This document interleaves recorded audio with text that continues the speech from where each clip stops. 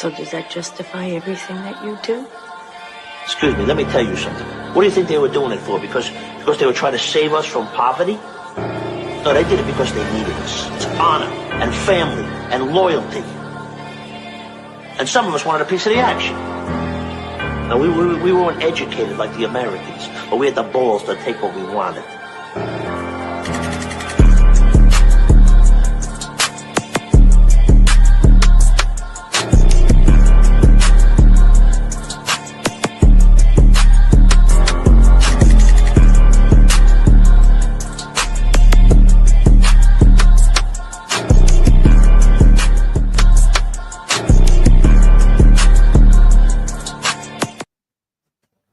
Well, hello again, everyone, and welcome back to another edition of On the Go, right here on Driving to the Top Productions.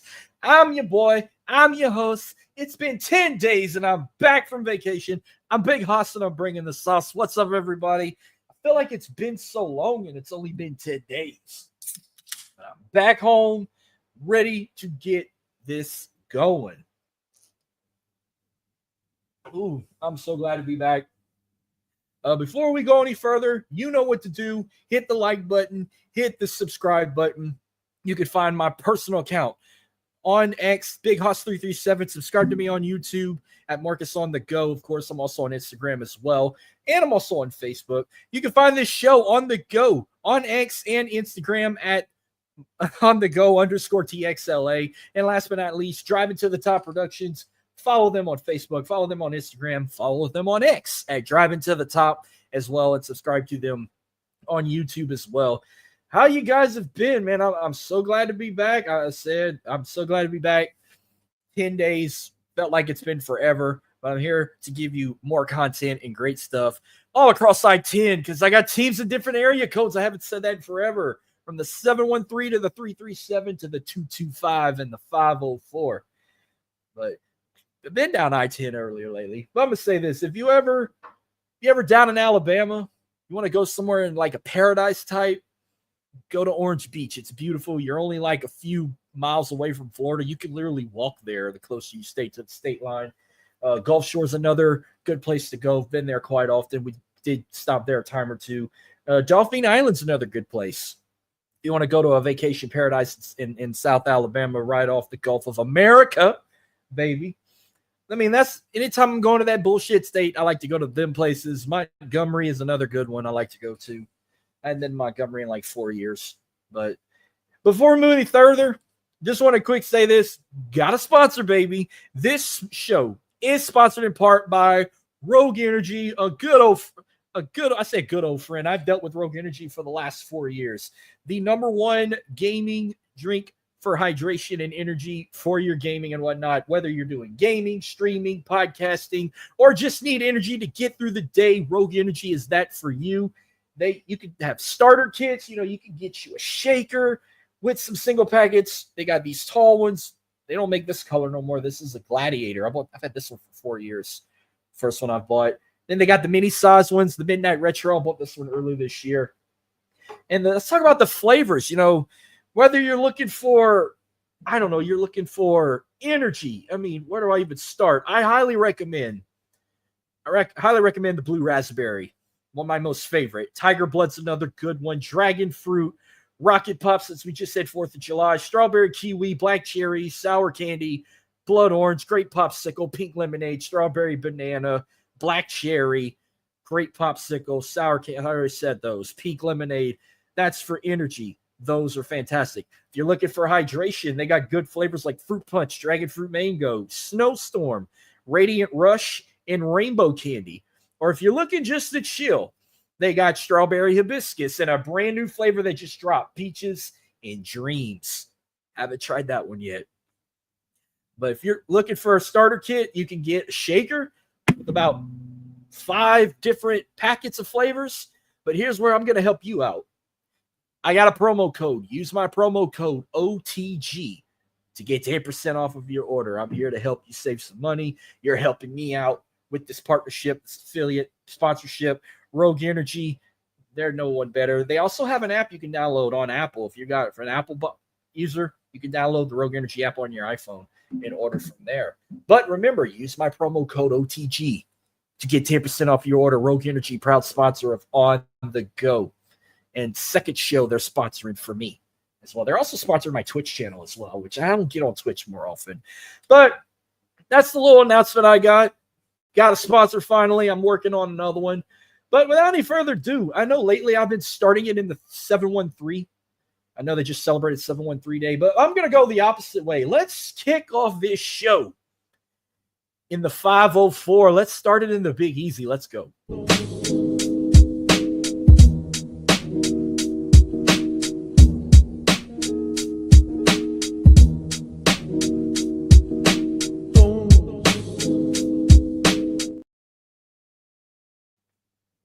Well, as we get things started in the 504, let's start with the biggest event that happened in the city this past weekend. It's been a long time, but the UFC came back to the Big Easy, and for the second time they did a show in the Smoothie King Center, formerly known as the New Orleans Arena. But for the first time ever in that building, they did a UFC pay-per-view, UFC 318, Poirier Holloway 3, the final fight for the Diamond in Lafayette's own Dustin Poirier. Before I kind of break down what happened there in Poirier's final fight in his career, here's just how the night went. Well, the early preliminary cards that were available on ESPN2, ESPN Plus, and Disney Plus, plus UFC Fight Pass. Another Lafayette native, Carly Judas, beat Nicole Callery by TKO in the third round in 1 minute and 30 seconds. Oh, by the way, there's gonna be some names on here that I'm barely gonna pronounce. If one of y'all says some silly ass name, this whole class is gonna feel my wrath. You know that's coming when there's gonna be a name I'm not gonna be able to pronounce or two, but we had that fight. Then in the middleweight division, Bruno Ferrara defeated Jackson McVeigh by submission in the first round. Ryan Spann defeated Lucas Brzezinski by submission with the guillotine choke in the first round in the heavyweight division. From the light heavyweight, Jimmy Crute defeated Marcin Pracino by submission with an armbar in the first round. And in the welterweight class, Islam Dulatov defeated Adam Fugit by knockout in the first round. The preliminary card that was on ESPN in the middleweight division, Atiba Abiga Koche defeated Robert Valentin by TKO in the first round. From the welterweight class, Nikolay Valentinov defeated Francisco Prado by split decision. In the middleweight, another Louisiana boy from Covington, Louisiana, not far from New Orleans, Brendan Allen defeated Marvin Vettori by unanimous decision. And in the bantamweight class, Vinicius Oliveira defeated Kyler Phillips by unanimous decision. Then we get to the main card. His whole card in particular, from all the fights, were fantastic. Michael Johnson defeated Daniel Zellerberg by unanimous decision. Patricio Pitbull defeated Dan Ige by unanimous decision. Daniel Rodriguez defeated Kevin Holland. What a fight this was, but it went to unanimous decision. Co-main event, Paulo Costa defeated Roman Kopylov by unanimous decision. And the main event for the BMF title, one last time, Max Holloway, unfortunately, beat the Diamond Dustin Poirier in his home state by unanimous decision. Can't recall when was the last time every fight on the main card ended with a unanimous decision. But other than that, the whole show was fantastic. Poirier went out with a bang. He did not tap out. He did not get knocked out. He did not quit. He gave it his all. He wanted his longtime rival, Max Holloway, who he's beaten twice. And he unfortunately did not get the win to close out his career. But I got to take my hat off to Dustin Poirier. I mean, a fucking legend in Lafayette, along with Daniel Cormier. We remember how emotional we got when DC announced his retirement, the multi-time UFC heavyweight champion. Now one of the commentators you can see every week in the UFC in DC, Daniel Cormier. Well, the Diamond Dustin Poirier, Lafayette, the Lafayette King, everyone's favorite Lafayette son, he ended his career with a bang at just 36 years old. His mixed martial arts record, he will retire with a total of 41 fights. He had 30 wins, 15 by knockout, 8 by submission, 7 by decision, 7 losses, only been knocked out 3 times, only submitted 4 times, and lost by decision 3 times, and only once ended in a no contest. His amateur record, he went 7-0 as an amateur, 7 wins, 5 by knockout, and 1 by submission. A couple accomplishments in the UFC. As a former the interim UFC lightweight champion, 10 times he was awarded Fight of the Night. He tied for the most fights of the night bonuses in UFC history, along with Edson Barboza. Submission of the night 1 time against Max Holloway, 4-time performance of the night. And one of them was, of course, one of my favorite fights of all time when he knocked out Conor McGregor back in 2021. That's kind of what put Dustin Poirier even on the bigger map. That night, he knocked out one of the all-time greats in Conor McGregor. What other accomplishments Dustin Poirier has done here? He tied a lot, or he got a lot of records he tied. I know he tied with John Jones, George St. Pierre, and Amanda Nunes for 6 most finishes against current, former, or future UFC champions. He tied Victor Belfort for the 3rd longest fight streak against current, former, or former UFC champions 6 times. He tied John Jones for the 2nd longest unbeaten streak against current, former, or future UFC champions 5 times. 4 times he had the 3rd longest win streak against current, former, or future UFC champions, along with Alex Pereira, Islam Makhachev, and Merab Tashalinsky. I can't pronounce these names. He tied Drew Dober for the most knockouts in UFC lightweight division history with 9. He also tied Anthony Johnson, Thiago Santos, Anderson Silva, and Max Holloway for most knockouts in modern UFC history. He also tied Neil Magny, Demian Maia, and John Jones for 6 most wins in UFC history. He also tied Matt Brown for 5th most finishes in UFC history. He also tied Donald Cerrone, Drew Dober, Tony Ferguson, and Islam Makhachev for 4th most finishes in UFC lightweight division history.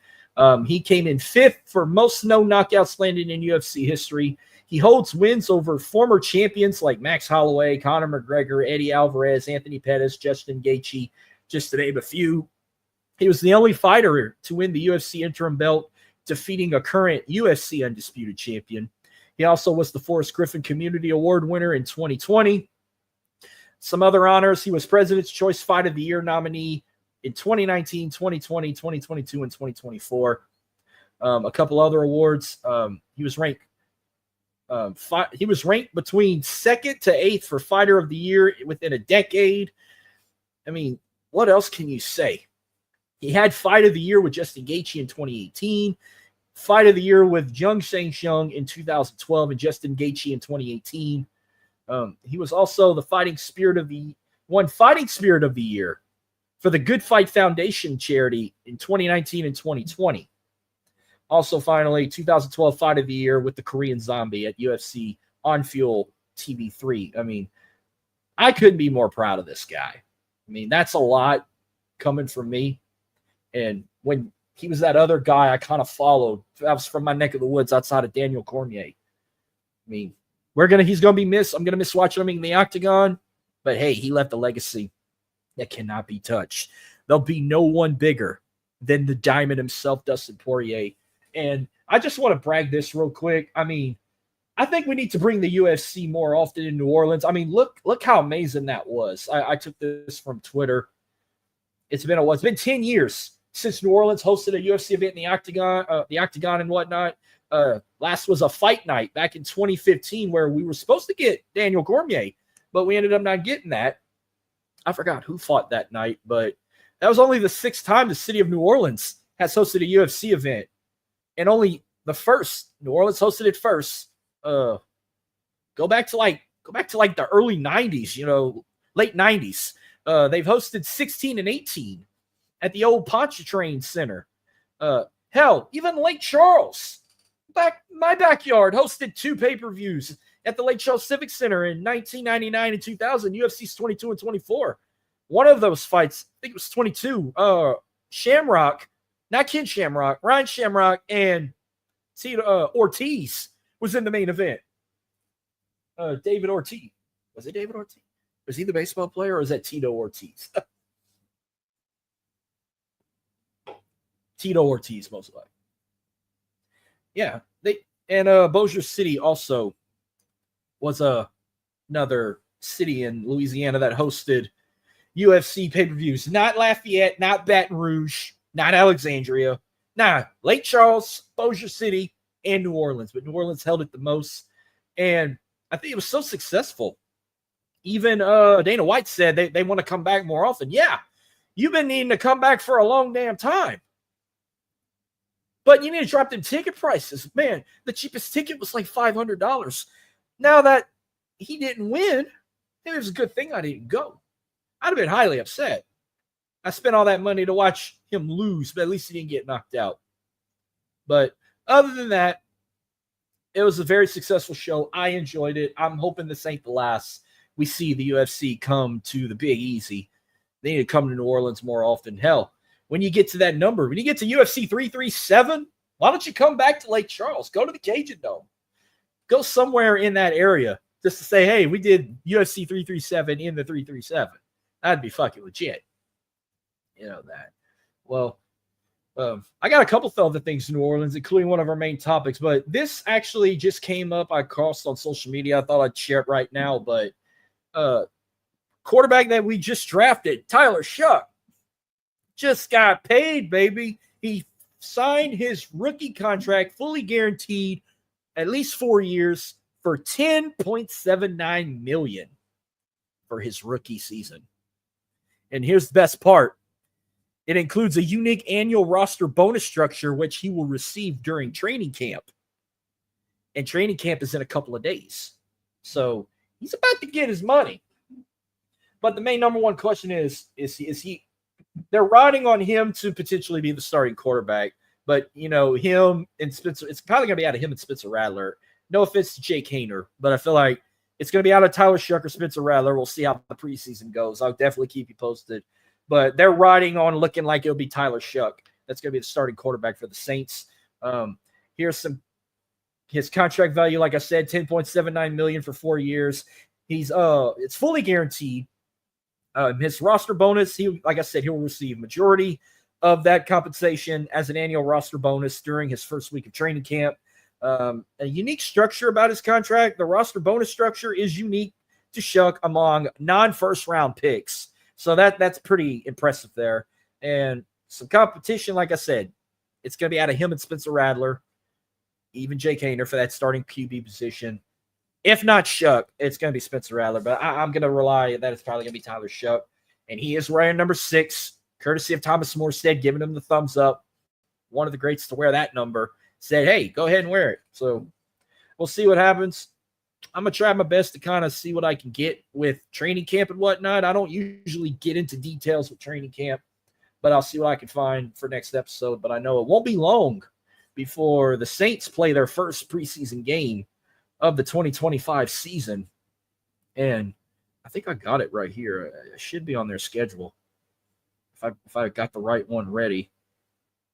But I know the Saints got one like in literally 2 weeks. Preseason starts a week from Thursday, the Hall of Fame game.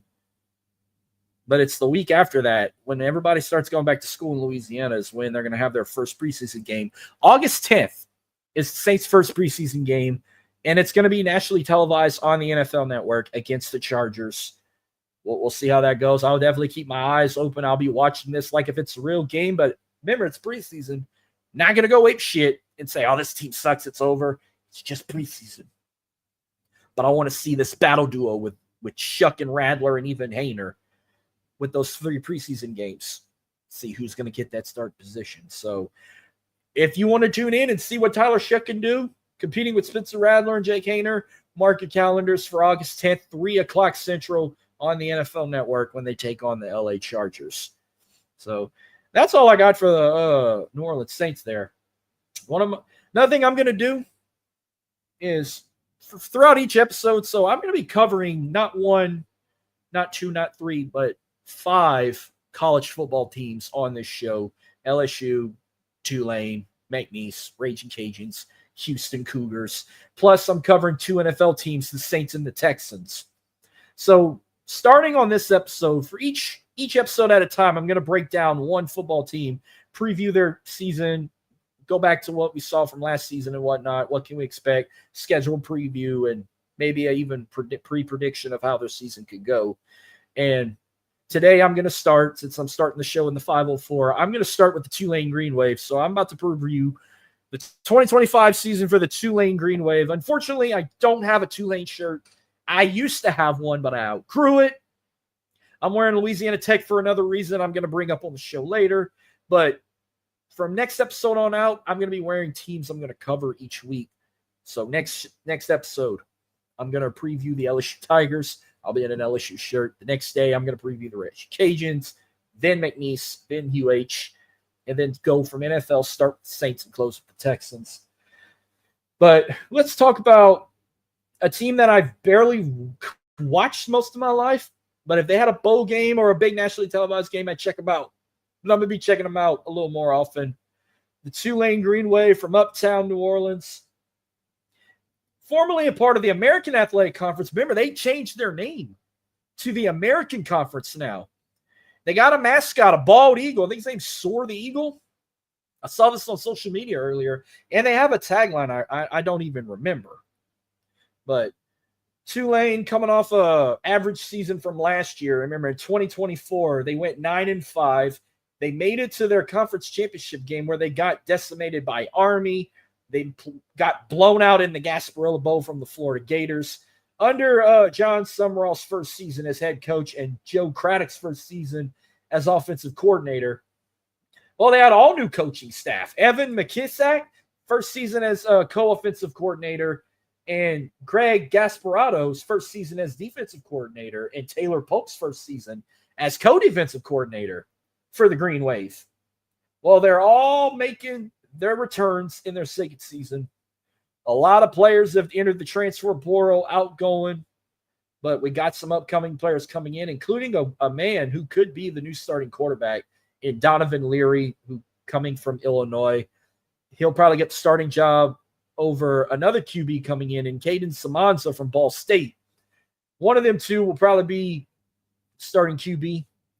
When you look at that active roster, you got to watch out for big names like, Jimmy Callaway could have an impact season, Anthony Brown-Stevens. In the backfield, you're going to have possibly Arnold Barnes III in there, Maurice Turner, Jamari McClure. Watch a couple of those guys' names be called as well. A couple key players on defense to check out for the Green Wave. Look out for guys like maybe like a Dixon Agu or Mo Westmoreland, Chris Rogers, Isaiah Wadsworth, Bailey Despain, just to name a few. Tulane, they're trying to make a change. They're trying to become what they were a couple years ago. I haven't gotten this good into Tulane since they beat Caleb Finger Painting L.S. Williams in the Cotton Bowl a couple years ago, as when he was the Heisman Trophy winner. We'll see what happens there. Before I review their schedule, I want to review something else. Let's look at some of their wear. Let's start with the Threads first. Their color schemes. Their main color is green, the white. They even got that teal blue.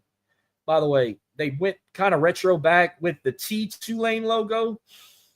They still got that badass Angry Wave logo you'll see, but you're mainly going to see them in those colors. Even pants-wise, you might see green on white, a green out, a white out, white on green, a teal out, or a teal on white. But them uniforms look pretty dope. I'm in love with those. But let's talk about the helmets real quick. Let's review those. What? You went over my helmet?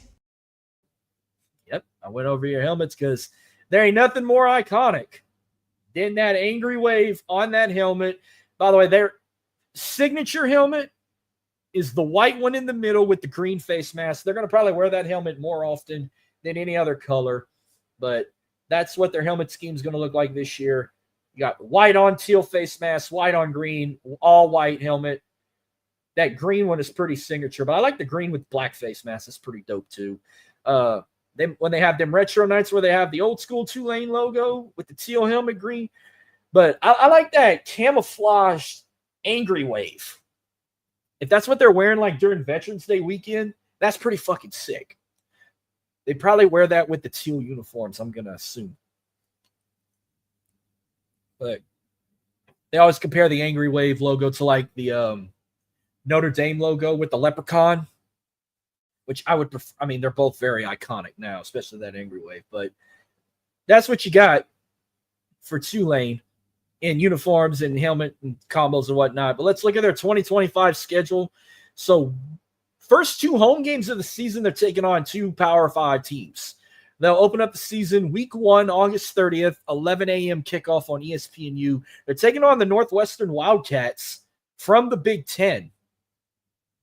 Now, how this can go, I mean, if they play their cards right, they can probably win this game. I mean, last year, Northwestern coming off a 4-8 season, 2-7 in their conference. They have the potential of beating the Northwestern Wildcats, beating some. It's future doctors versus future doctors, basically. Tulane is a damn school of future doctors as well. Then they go on the road week 2. They go to Mobile. They take on South Alabama, 6 p.m. kickoff, but it's on ESPN Plus, they announced. But that's another team I could see them beating. Then week 3, they're back at home, a night game against Duke from the ACC. This game will be on national television on ESPN2, where Duke might be a sneaky team to watch. Yeah, they had a good season last year at 9-4, even though they lost in their bowl game. But if they were to take a first loss of the season, Duke could give them their first L if Northwestern don't do it. But I would have them going 2-0. And if they take a loss, it would be this one. Week 4, you consider this a rivalry if you want to talk about Tulane's good old days in the SEC. They go to Oxford. They go to the Grove. They take on Ole Miss September 20th. This got to be a nationally televised game. They haven't announced a time yet or a network to cover it, but count your bet, your chickens. This game will be on national television. It could be on the SEC network if it wanted. I probably could see this as a loss. You know, Ole Miss is one of them teams where they can start off hot. You know, last year they had one of their best seasons ever, even though they did not make the playoffs. They went 10-3 overall, 5-3 in the SEC. They won their bowl game. They beat the Duke in the Gator Bowl. I don't see Tulane beating Ole Miss. So that would put them at 2-2. September 27th, they go to Tulsa. Another game they probably could win. I'll say they win that, and they'll go 3-2. Then they go to, is this a comp? Yep, this is Tulsa is also a conference game. Tulsa will be their first conference game of the season. Then October 9th, so that's 1, 2. So Tulsa will be week 5. Week 6. I don't know if you want to call this week 6, but each team gets 2 bye weeks. I should have numbered this down. But after Tulsa, they got East Carolina, which, by the way, they do have a bye week, week 6. The East Carolina game is considered week 7, so they will have a bye week, week 6. Then when week 7 comes, they're actually going to play. It's a Thursday night game at home against East Carolina. The time, it's kind of a swift with either 6:30, 7 p.m., and it will either be on ESPN or ESPN2. East Carolina could be a tricky game right here. One thing I know about the Pirates, let's see, last year they went 8-5 for the season. They went 5-3 in the conference. They won their bowl game. If these two teams played last year, which I don't think they did.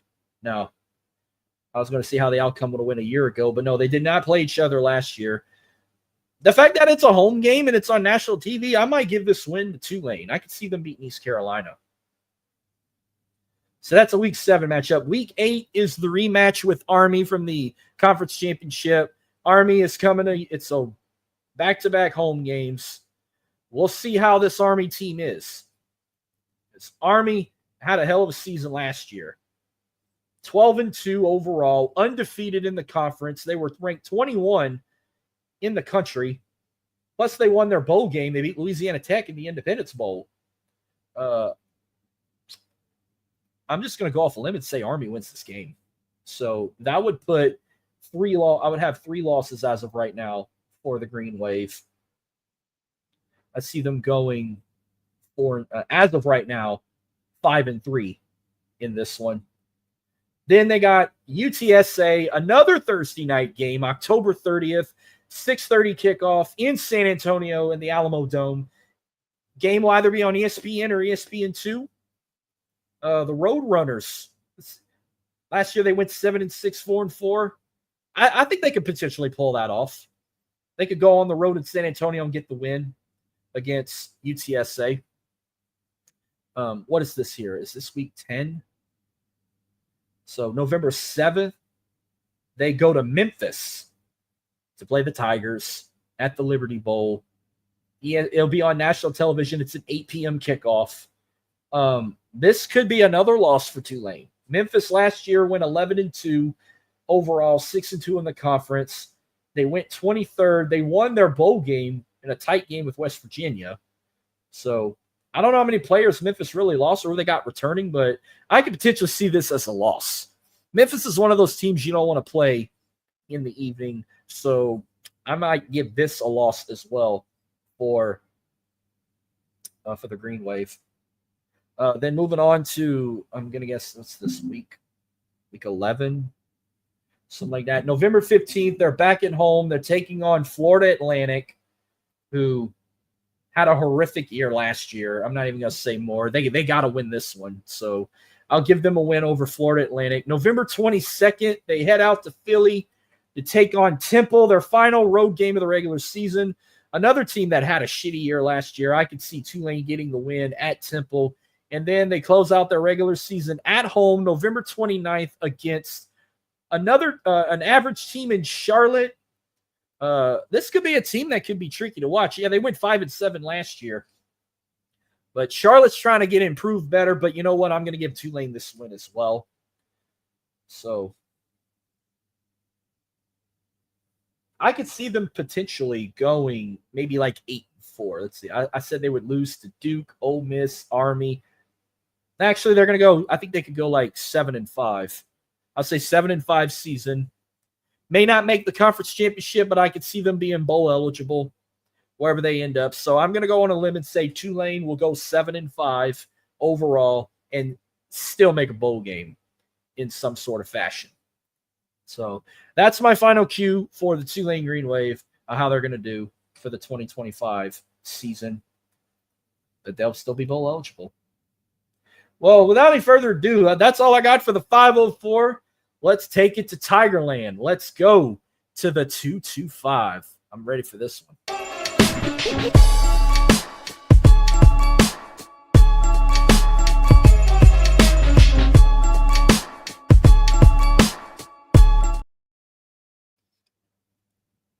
Now that we in the 225, bro, I got some LSU news for you guys.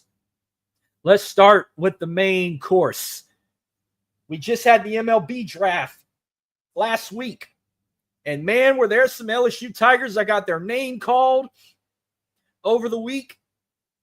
But if you don't know how the MLB draft works, I'm going to kind of explain it to you. It's similar like the NFL, but you got to be like eligible. You have to at least be a junior, and you got to be at least 21 years old to be eligible to go into the MLB draft. Now, here's one thing that's kind of like the NFL. If you go off a limb and say, I'm done with college, I'm declaring the draft, it's locked in, your eligibility to go back and play college is over. When you get drafted, you sign, it's done, you're in the pros.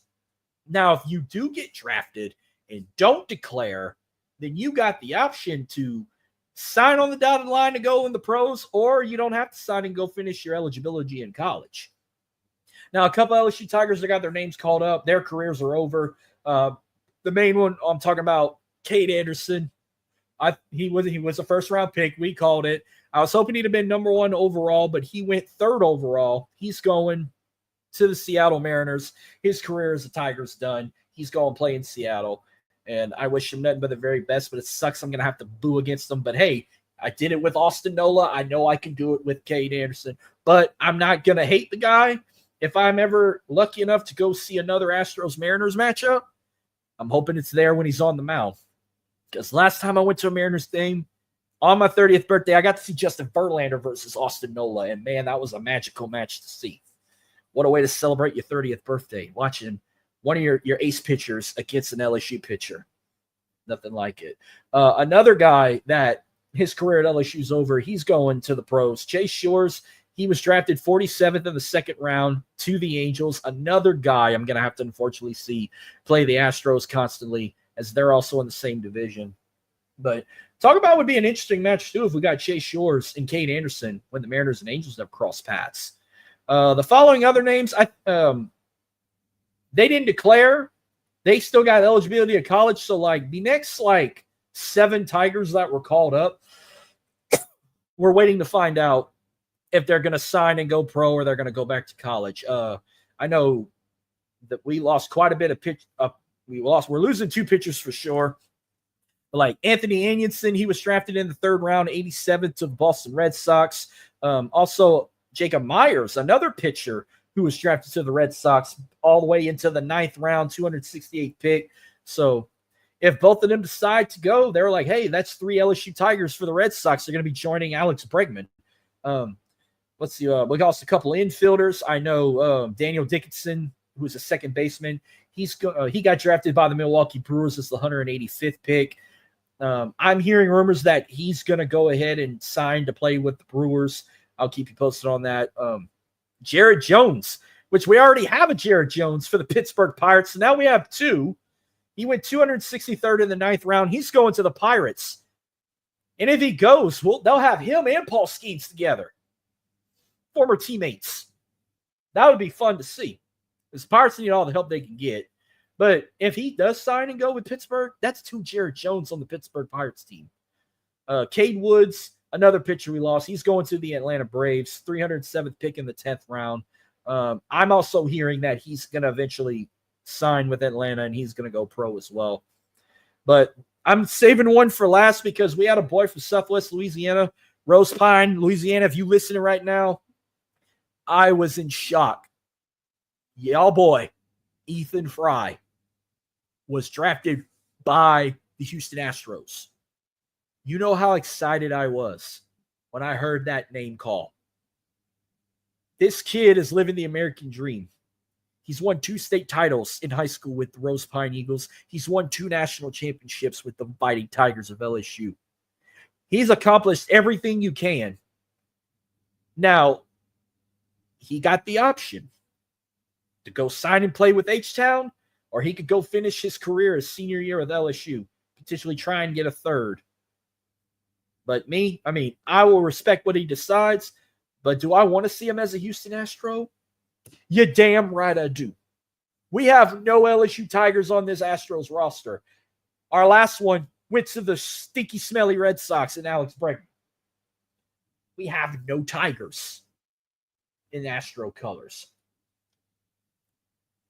But as soon, you're hearing this right now, as soon, if he decides to go sign and play with Houston, the second he signs that contract, I'm not going to do Fanatics this time.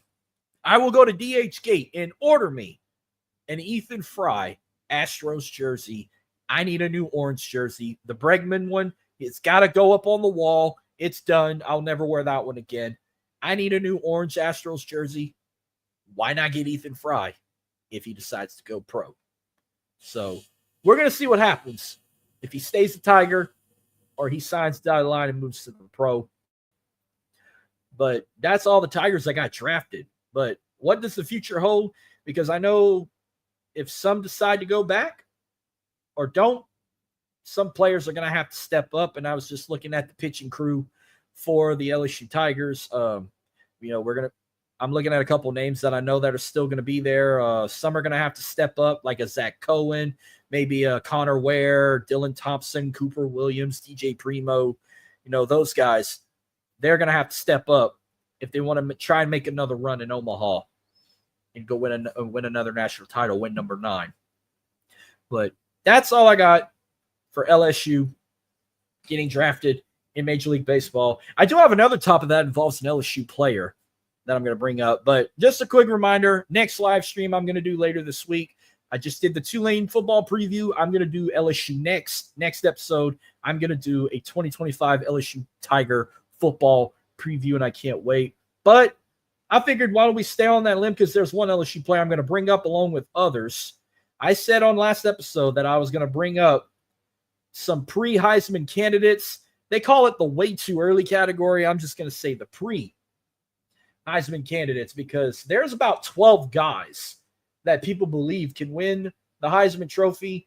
There's someone here I'm going to say yay or nay, but you can only narrow it down to 4. There can only be 4 finalists. So I'm going to look at all 12 of these guys real closely. And from there, I'm going to tell you my opinion if I can see them as a potential candidate or a finalist or neither at all. So this is in no particular order. I'm just going down a list here. I'm going to start with Kevin Jennings from SMU. A guy who, as a sophomore, he led SMU to a 9-game winning streak in their first season in the ACC, and that came into an end when they lost to Clemson in the ACC championship. One thing about Kevin Jennings, he completed 66% of his passes for over 3,000 yards and 22 touchdowns with 8 interceptions. He also ran for 379 yards with 5 touchdowns, and his ability to extend plays outside the pocket perplexed defenses all last season. That's good, but does he become a Heisman candidate? Maybe potentially, but I'm going to have to say no, he will not be a Heisman finalist, so that's a no for me. Here's another big name I think that could be a potential Heisman candidate. Jeremiah Love from Notre Dame. And what's nothing to love about this guy? The St. Louis native who had 134 carries for 949 yards and 15 touchdowns last season. He was the only FBS player who ran for at least 1 touchdown in all 12 games last season. That's also a Notre Dame record. He had, I know in their game with Army, he had 136 all-purpose yards with 3 touchdowns against Army. He might share carries again with guys like Jadarian Price. And Notre Dame's going to be a team to watch out for, because they might have to change quarterback. I know Riley Leonard got drafted in the NFL, but Notre Dame could be a potential playoff contender again. And Jeremiah Love, I definitely see him as a Heisman candidate, but as a Heisman finalist, possibly. I will say possibly. I'm not going to say yes for sure, so I won't put him in my top 4 as of right now, but I could potentially see him as a Heisman candidate for sure. Next on the list, I'm definitely going to say, and I'm not being biased, but I definitely see this guy as a Heisman finalist. Garrett Nussmeier from LSU, who had the most passing yards last season. He went over 4,000 passing yards with LSU. Last season, he had 26 touchdown passes, 10 out of 11 interceptions. He threw at least 300 yards in 7 games and at least 400 in a pair of games. He will be a first-round pick in the NFL draft in 2026. We know he didn't get drafted. He's coming back for his senior year. He's staying. He wants to bring this team to the college football playoffs. This is the chance to do it. But it starts week 1. If they can get over the hump with the week 1 losses, they can beat Clemson. And then when you go later in the season, if you can beat teams like Ole Miss and Texas A&M and Alabama, consider this team not just being in the college football playoffs, consider them in the SEC championship, and consider them as national championship contenders. If all that happens, Garrett Nussmeier will be a Heisman finalist. Not saying he's going to win. He will be a Heisman finalist if he can accomplish all that. Now, this next guy is one of 2 potential Heisman favorites. Jeremiah Smith from Ohio State, a defending national champion. He's number 2 wide receiver prospect in the country by ESPN Recruiting. And let's just say last season as national champions, he had 57 catches for 934 yards and 10 touchdowns. He was Big Ten Freshman of the Year and Wide Receiver of the Year last year. Going into a sophomore year, he's on a hot streak to try and go back to the playoffs, become a national champion once again, and maybe a potential Heisman Trophy winner. My despise for Ohio State, yes, it's over the roof, but I'm going to go ahead off the limb and say Jeremiah Smith will possibly be a Heisman finalist as well. So that's 2 down. I got Garrett Nussmeier on the table, and now Jeremiah Smith as 2 of my 4 Heisman finalists as of right now. Next on the list, if you love Cinderella stories, especially with last year, let's talk about Arizona State quarterback Sam Leavitt. No, they went to the Peach Bowl last year. They were in the college football playoffs. He's going to replace Mel Tucker. Well, actually, they are Jordan Smith to replace Mel Tucker, but he's an Oregon guy. He grew up in Oregon, but he's at Arizona State. He was a transfer. He came from Michigan State, but he brought the Arizona State to the Big 12 championship. They won the Big 12. They had 11-2 record. They played in the Peach Bowl, where unfortunately they lost. But last season, he had 2,663 passing yards with 24 touchdowns, and he ran for 383 yards and 5 rushing touchdowns. Another potential first-round pick in the NFL. Sam Leavitt could be in the talks as a Heisman candidate. But if they can have the magical season they've had, he could be a potential candidate. But as a Heisman finalist, I'm not 100% sure. And it's no disrespect to Arizona State. I mean, like I said, these guys, it was that we call him the skateboard guy that got drafted to the Giants. No, it was them that made them more relevant to watch. But what a season they had. Yeah, they lost in the Peach Bowl to Texas in double overtime. That would have been some shit. They pulled it off, but we'll see how it goes. I know Big 12 is going to be must-see watch. But for Sam Leavitt, however you say his last name, possibly a Heisman candidate, but I don't see him as a finalist. Another guy that's going to be on people's radar, Penn State quarterback Drew Allar, who could be like going into his junior year, could be as big as his sophomore year. I mean, Drew Allar's completed 69% of his passes last season. He threw for over 2,800 yards, 21 touchdowns, and only 7 interceptions. He ran for 6 touchdowns. He's a lead arm talent. And Penn State could be a potential Big Ten champion contender and possibly another appearance in the college football playoffs. All eyes are going to be on Drew Allar, another potential first-round pick. But I definitely see him as a Heisman candidate. But as a finalist, it's going to be tight. It's going to be tight. We'll see how that season goes. It depends if they can compete and hang with teams like Ohio State or Michigan as a prime example. We'll see from there.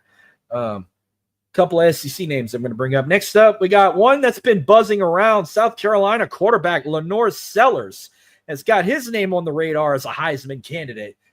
Last season, 350 yards on offense, 244 passing, 106 rushing, with 3 touchdowns, and that was just against Texas A&M. They don't call him Superman for nothing. I mean, yeah, they call Cam Newton that, but this is the new Superman, Lenore Sellers.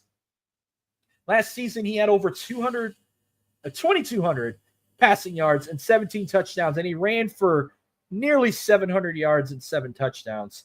He led South Carolina to a surprising 9-3 record. They had a 6-game winning streak to close the regular season. South Carolina is going to be like a dark horse in the SEC. But it depends how their schedule looks. If they can keep that ball rolling, I know they got to play LSU again this year. They're going to play them in Baton Rouge, so you can count an L for that. You're going to hear Lenore Sellers' name a lot in the Heisman talk. I definitely see him as a Heisman candidate, but I don't see him as a finalist. Now, this guy, you better watch your eyes on this one. Oh, Hollywood himself, Ryan Williams, the young 17-year-old, about to be 18, if he's already 18 right now. This underage kid had a dream season a year ago as a freshman. And he had 6 catches for 177 yards in that Georgia game. That catch from Jalen Milroe to Ryan Williams, still talked about to this day. Remember, Georgia had that bad luck in the national championship when Tua Tagovailoa threw the winning touchdown to Devontae Smith. It was kind of like that all over again when Jalen Milroe did this to Ryan Williams. But last season, this 17, soon-to-be 18-year-old finished the season with 45 receptions for 857 yards with 8 touchdowns. He didn't have more than 73 receiving yards in each of the past 7. But this guy, he, along with Jeremiah Smith, they were both on their original covers for CFB 26. If Alabama, I mean, we don't know if the dynasty's dead or not without Nick Saban. But whether if it's dead or not, you better watch out for Hollywood. This guy could be a potential Heisman finalist. If they were to win the Heisman Trophy, I think he'll be the 6th Crimson Tide within the last 20 years to win a Heisman. You think of Mark Ingram. You think of Derrick Henry. You think of Devontae Smith. Think of Bryce Young. Who else won that? Well, he'll be the 5th Heisman Trophy winner, I think. 5th or 6th. I thought 6th. If I'm missing something, he could be a Heisman favorite. He's a Heisman favorite, a potential finalist. So I'm going to have to put Ryan Williams as a finalist just for the hell of it. Moving on. We got our first running back our second running back, actually. Jordan James from Oregon. You know, one thing I could say about Oregon, last season he picked up over 1,200 yards with 15 touchdowns. He had 115 total yards against Ohio State in that win. He also gained 87 yards and scored twice in a victory over Penn State in the Big Ten Championship.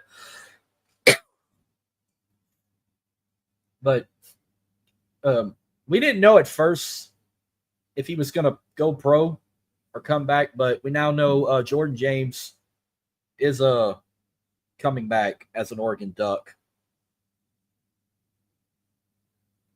Yeah. Jordan James. Well, actually, you know what? Fuck. My bad. Correction. You can skip that one. He did get drafted. Shit. So, yeah, you can take Jordan James off the table. You know, I thought he declared to go back to college, so we'll skip him. But we're going to go to a guy who everybody is declaring now that's going to win the Heisman. Arch Manning. I did say before, Arch Manning was going to be my Heisman favorite until I realized how good Garrett Nussmeier was getting and so forth. But Arch Manning, this is the guy that everybody wants to win the Heisman. Now, he didn't have the numbers we thought he was going to get last year, where he completed 61 of 90 passes for 939 yards with 9 touchdowns and 2 interceptions as a backup quarterback for Quinn Ewers. This is going to be his first year in the Rams as a starter. Everyone thinks he's got the magic. We're going to see. We're going to see if that Manning DNA that ran into Peyton and Eli and his dad Cooper and his grandfather Archie, we're going to see if it runs deep in this kid to have a magical season where he could be a Heisman Trophy winner. Now, I don't know where Texas' schedule looks like. It makes me want to pull it up, but I'm just going to go ahead and off the limb and say I have him as a Heisman finalist. So that's my top 4 right there. Garrett Nussmeier, Jeremiah Smith, Ryan Williams, and this guy to be my 4 Heisman finalists. But I got 2 more guys I'm going to bring up that could be potential candidates. First up, Nico Imaliva from Tennessee. He completed 65% of his attempts last season. He had over 2,500 passing yards, 19 touchdowns, and 5 interceptions. Last season, he went 11-2 as a starter. He's a 5-star recruit. I could see him as a Heisman candidate, but we'll see if he can pass up and be a finalist, but I'm going to say off the limb he won't. And then finally, another quarterback from the SEC, DJ Lagway from Florida, he didn't become a full-time starter until Graham Mertz tore his ACL. And then it kind of changed the way for the Florida Gators last season. He broke the freshman record last year, I could say. He had 456 passing yards and 3 touchdowns in a game where they won 45-7. But overall last year, DJ threw for over 1,600 yards with 11 touchdowns. That took Florida out of the dust and brought them into something. But Billy Napier is confident that this kid could be a Heisman contender or a finalist. I'll go ahead and say off the limb he can be a Heisman contender, but overall, I'm going to say he won't. So that's my list of there. But again, I forgot Jordan James got drafted. That's my fault. He's with the 49ers, so you can take him off the list. But everyone else I've mentioned is still playing another season of college football. But we'll be on the lookout there. Well, I ain't got much left to talk. I'm about to take it to the 337 because I got to talk about a team that's not in the 337, but it's going to have connections with one team in the 337. So, that being said, let's take it to my neck of the woods real quick. Let's go to the 337.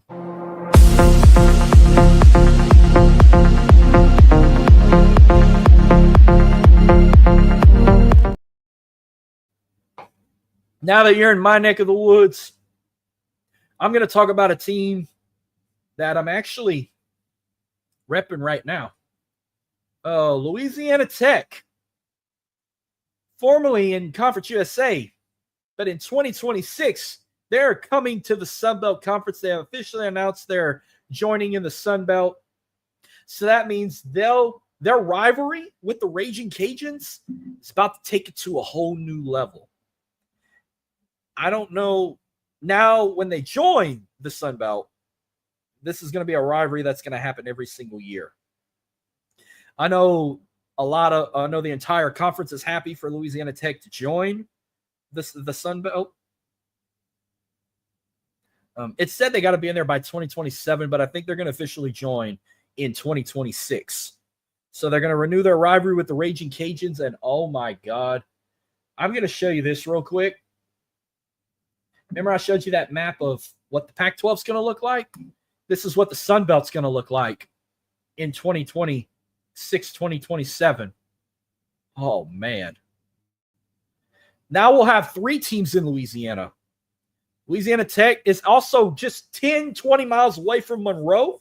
So that is going to feed families. Louisiana Tech and UL Monroe, 2 rival towns, 20 miles apart. Now they're going to be in the same conference. That's probably going to be ULM's most arch rivalry more than the Raging Cajuns. I know Louisiana Tech dominates that rivalry. But if you want to look at the history of the rivals with both them and the Raging Cajuns, I know Louisiana Tech leads the rivalry with the Raging Cajuns at 48-33-6. The last time they played each other was in 2015, where Louisiana Tech beat the Raging Cajuns 43-14. Last time they beat them in Lafayette was the year before in 2014, where they won 48-20. Matter of fact, the Raging Cajuns haven't beaten Louisiana Tech since 1996, where they beat them in Ruston 37-31. The last time they beat them in Lafayette was in 1995. They beat them 40-33. So it's going to be nice to see that rivalry get renewed. Now, UL Monroe, holy shit. I can't wait to watch this one.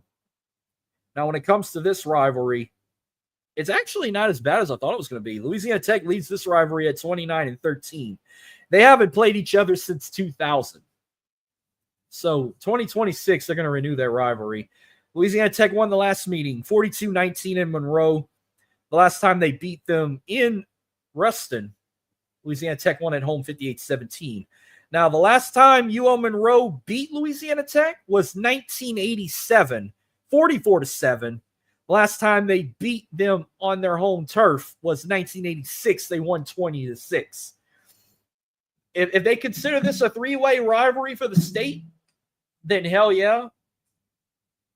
Now, unless like if McNeese would come join the Sun Belt, which they probably won't, then you'd have UL close out with McNeese and Louisiana Tech could close out with UL Monroe.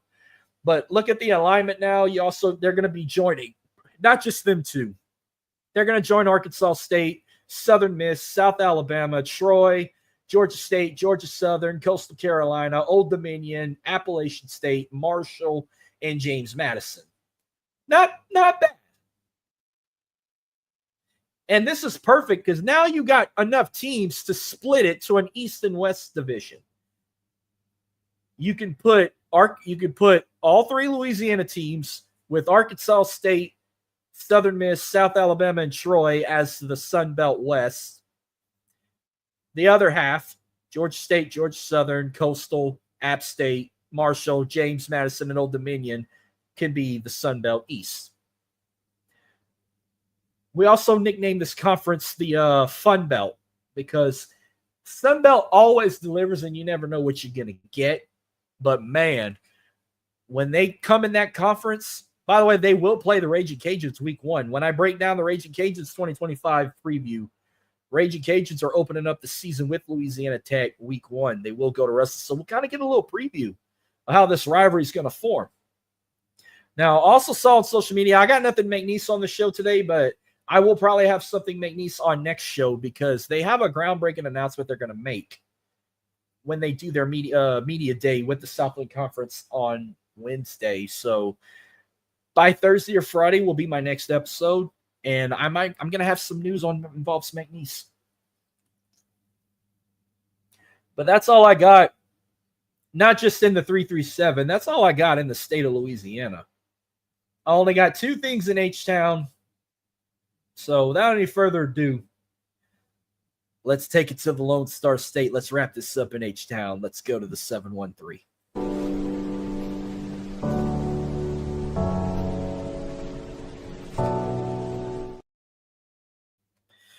Now we wrap it up in H-Town. And I don't know how to say this. Houston, we have some sort of a problem. It involves 2 teams I passionately follow. I got one I'm going to go the fuck off on. But I kind of want to start off on a good note. So I'll start small. I'll start with the Houston Astros because I'm not going to really complain about the Astros. I don't have to complain because they didn't get swept. Thank God they didn't get swept. But I know while I was away on vacation, the Astros did not win the series with the Rangers, but they did get 1 win to prevent getting swept.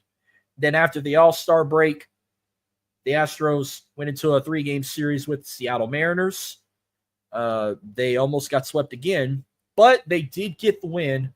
They won the last game 11-3, closing out, preventing getting swept. Couple of numbers in that game. They won 11-3, so they were trailing 3-0 at one point before the Astros were getting numbers in.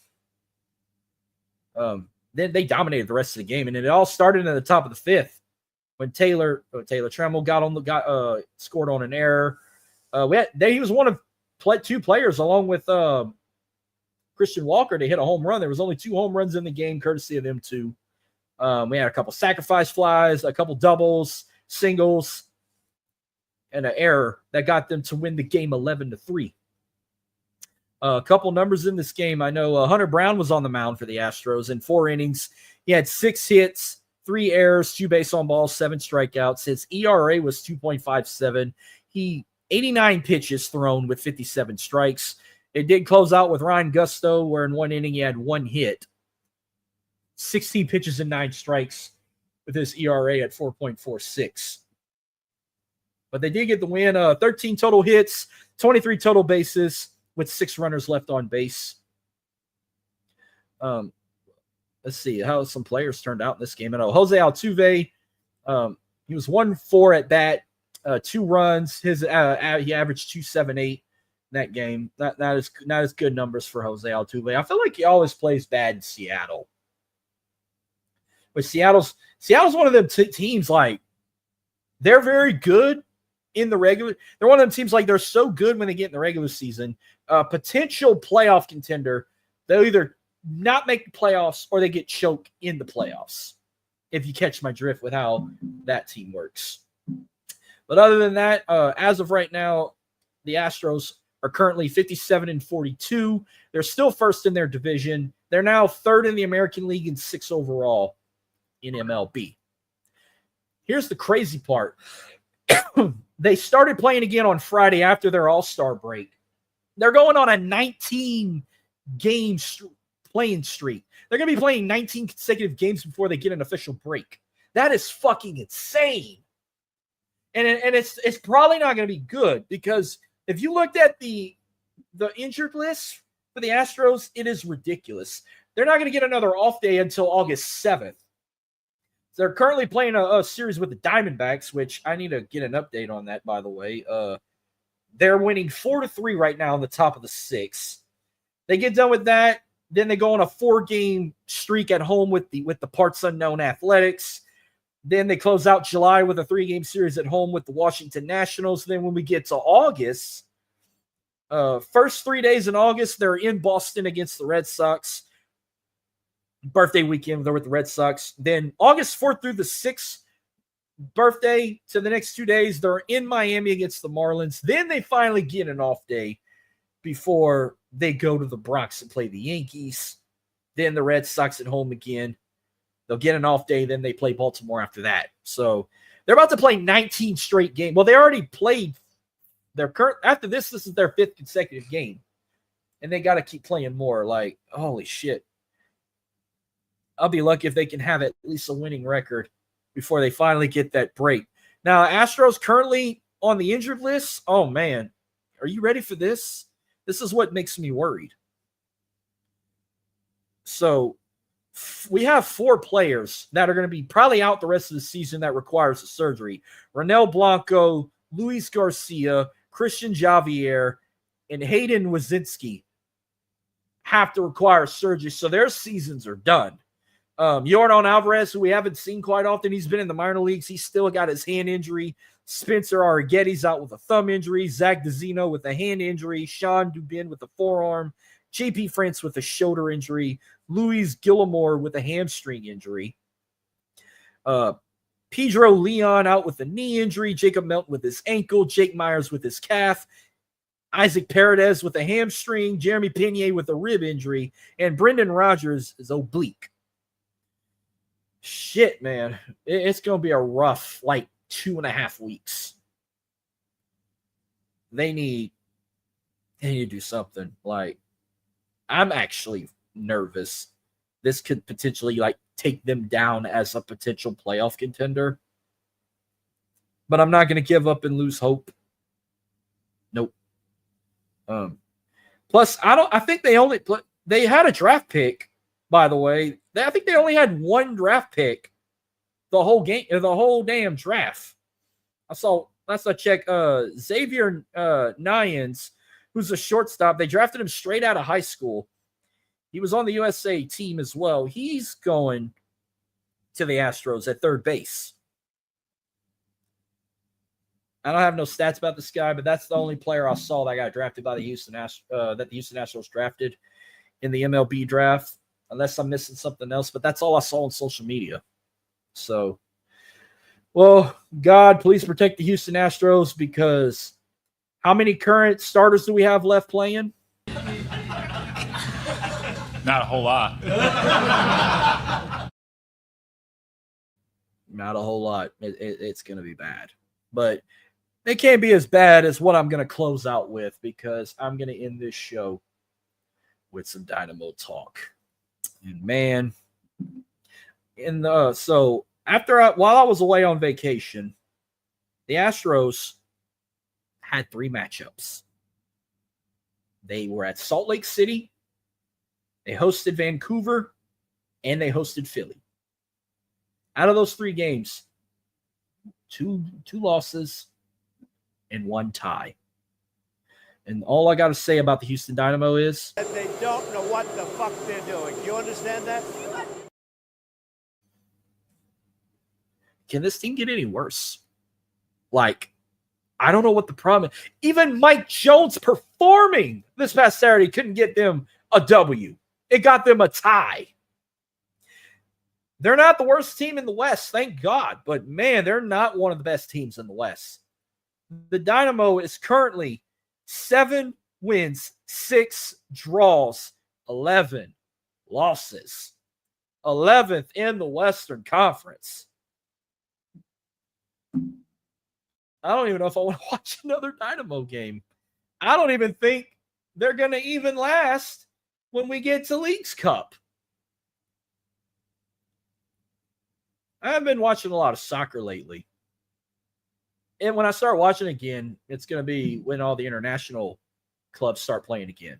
So, Manchester United, Celtic, PSG, Barcelona, Bayern. When you guys come back on my TV, I'll be watching you guys again. Especially if you got early games where it's not going to affect me watching college or the NFL. But what's next for the Houston Dynamo? Shit, let's see what they got. They got 2 more matchups this month. I'm going to say a potential win because they're going to play the worst team in the West Friday. They host the LA Galaxy at 7:30 Friday, this coming Friday. And then they have their league phase matchup with the Tigers on July 29th. So that's what they got left for the month of July. They got 6 games in August, including 2 league phase matchups, which I'll brag about on another future episode. But as of right now, I'm getting a little sore talking. I've talked quite often on this show, but that will wrap up tonight's return of On the Go after being gone for 10 days on vacation. Again, be sure you see the handles below me. You can find this show on X and Instagram at onthego_TXLA. Subscribe to my YouTube channel, Marcus on the Go. You can find my personal account, Big Hoss 337, Instagram, Facebook. And again, Driving to the Top Productions, at Driving to the Top on Twitter. Follow them on Instagram, follow them on Facebook. Subscribe to their YouTube channel. Great content, great people. You're going to love their shit. And before I close out, one more reminder. This show is sponsored in part by Rogue Energy, #1 gaming drink. Whether if it's gaming, podcasting, streaming, or just to get you going for the day. Whether if you're looking for energy, hydration, or chill, go to rogueenergy.com, and I'm going to help you out again. Use my promo code OTG to get 10% off of your order. Big shout out to Rogue Energy. Thank you again for sponsoring me on another journey. It's this new journey of On the Go that I started this year. But thank you guys for tuning in. I'm going to tap out for the night. I'm glad to be back. I enjoyed my vacation in Orange Beach, but man, I'm glad to be home. I'm counting down the days. Still football season's back, and give you some more great content. But I'm going to keep continuing that because that's what I do best. I bring that sauce because I'm Big Hoss. But God bless y'all. Love y'all. Peace. Thank you. I'm out. I'll see you in a couple days. Y'all have a good one.